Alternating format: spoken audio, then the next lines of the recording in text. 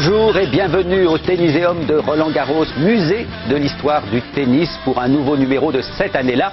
Johnny Hallyday chante à tout casser. En quelle année? 1968. En 1968.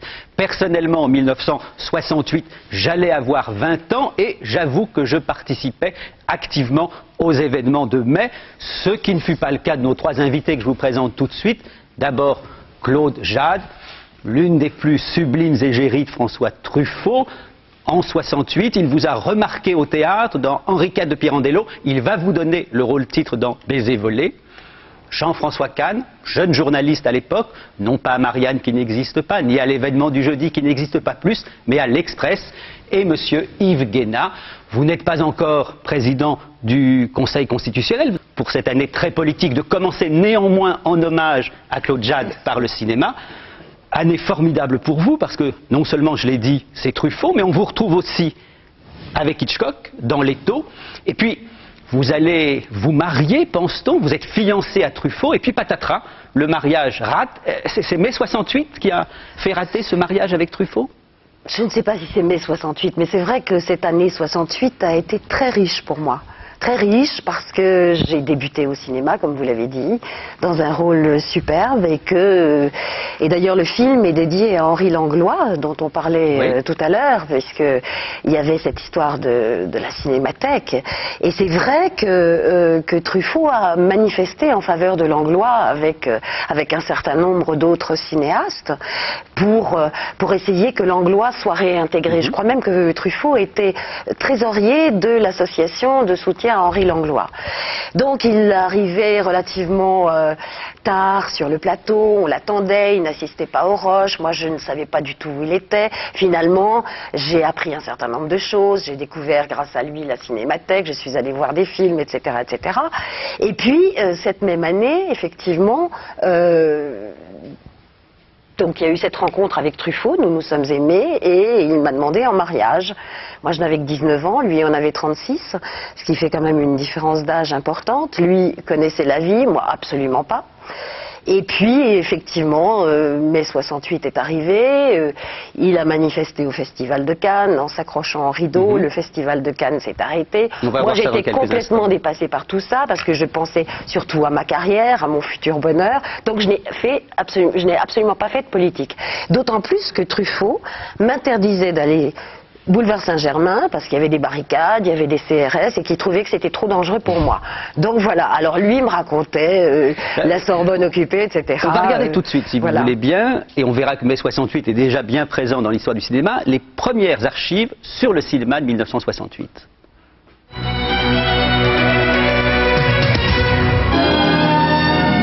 Après des débats interminables où les grands noms du cinéma comme Truffaut, Godard ou Polanski prennent position, le Festival de Cannes s'interrompt le 20 mai.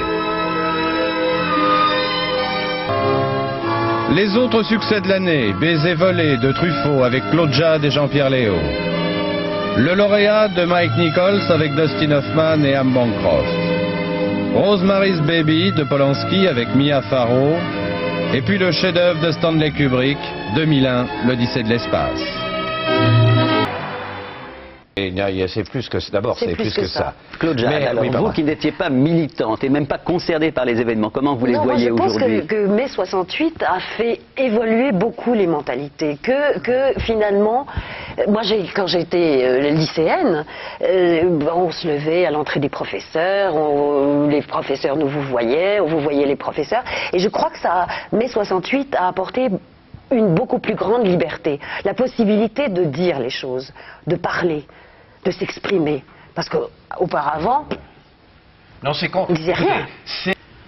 Monsieur Guéna, à partir du début du mois de juin 1968, vous devenez ministre de l'Information. Je sais que ce n'est pas vous, mais monsieur Le Teul, qui a vidé un certain nombre de journalistes. Vous avez fait quand même tomber quelques têtes de dirigeants. J'ai fait tomber des têtes. Vous avez fait tomber des têtes, vous le reconnaissez bien évidemment. Puisque... il fallait bien faire quelque chose. Oui, lorsque vous revenez à ce moment-là directement aux affaires. Je vais vous poser une question. Très souvent, lorsqu'on évoque cette période, on parle des rapports entre le ministre de l'Information et la télévision. Est-ce que c'est vrai que le ministre prenait son téléphone pour appeler le PPDA, si je puis dire, de l'époque, pour lui dire il faut qu'il y ait ça au journal, il ne faut pas qu'il y ait ça? Est-ce que vous avez ce rapport aussi direct avec les journalistes? Alors, moi, je n'ai pas eu ce rapport aussi direct, pour la bonne raison que que toute la France s'était remise au travail, sauf le RTF, qui est resté en grève jusqu'au soir du premier tour, c'est-à-dire jusqu'au 23 juin. Donc je n'ai pas eu à intervenir sur les journaux télévisés, j'ai eu à intervenir pour que il passe quelques informations, qu'on passe quelques films. Bon, alors ça nous semble incroyable aujourd'hui que le ministre puisse dire. Non, mais attendez. Alors ça, c'est très exagéré. Moi, comme je vous dis, je ne l'ai pas connu. Si j'avais été dans le cas de le faire, peut-être que j'aurais été comme mes prédécesseurs. Que faisaient-ils? Ils ne prenaient pas leur téléphone pour appeler celui qui tenait le journal télévisé.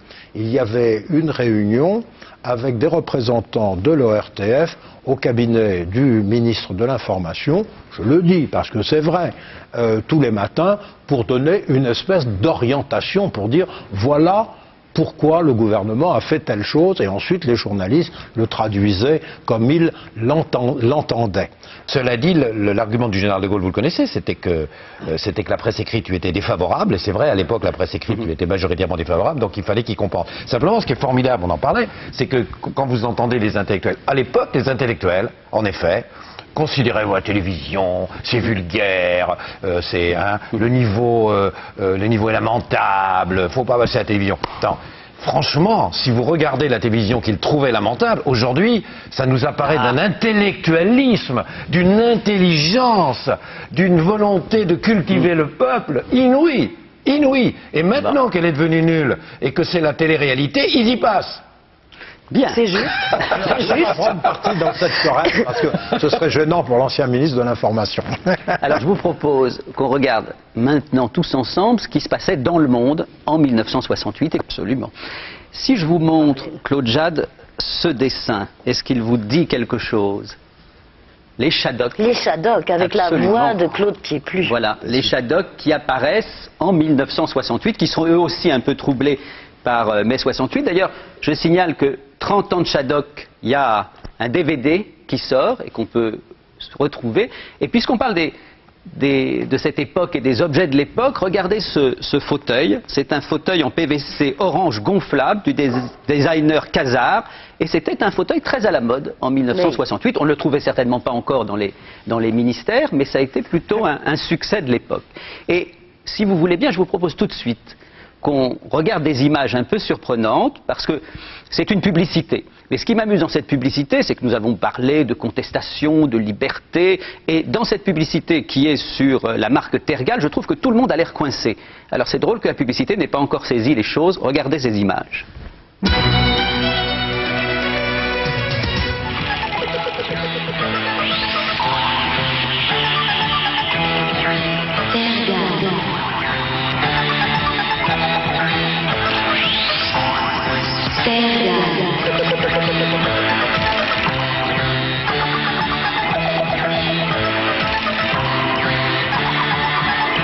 Mode Tergal. Mode Tergal.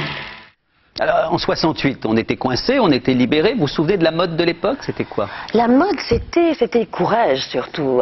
Si mes souvenirs sont bons, c'était des petites robes trapèzes, 3 trous. Voilà, moi j'ai eu ça, assez courtes. Après, ça a été les bottes en cuir blanc. On était à l'aise dedans? Parce que là, on a l'impression qu'ils sont un peu serrés, moi je trouve. C'était un peu raide. C'était des tissus raides, c'était pas des tissus flous. Et je me souviens que Truffaut disait toujours qu'il n'aimait pas ce genre de costume. Il préférait des matières fluides, que c'était plus joli à l'écran. Les pattes d'éléphant aussi pour lui. Oui, il y avait les pattes d'éléphant, les chemises à fleurs. De Claude Jade, ça n'est pas une biographie, ce sont des souvenirs, baisers envolés, clin d'œil évidemment à Baiser volé de Truffaut, et puis, et merci à tous.